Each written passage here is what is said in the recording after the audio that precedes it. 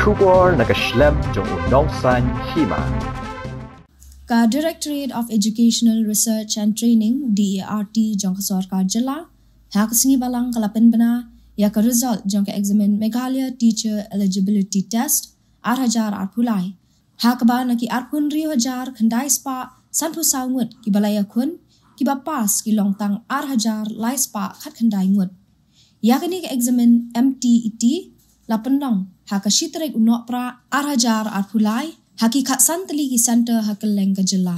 Kini ki arpun 3,000 khandai spa sanpu saungut ki balai Ïakhun, bat ki 8,000 lai spa khat khandai ngut ki bala pas, ki dei ki bala ken kelum lang na ke Eksamin Mtet lower primary but upper primary. Hakabay dei bak Eksamin Mtet lower primary ila don hadu khat san hajar san spa arpu saungut ki balai Ïakhun, bat na kini tang 6,000 ar spa sanpu khandai ngut ki bala pas.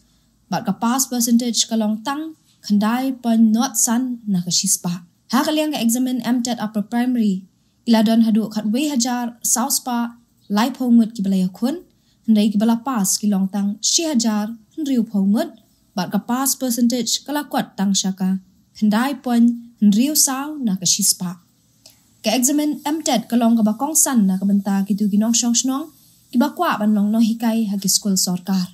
Ya kani ka Eksamin na penlong hakikat santli ki center bakentup ya ka amlarem, ampati, bakmara, dadengre, jawai, klirian, mairang, maukerwan, nongpo, nongston, sora, shalong, resbel para, dura, bat William Nagar.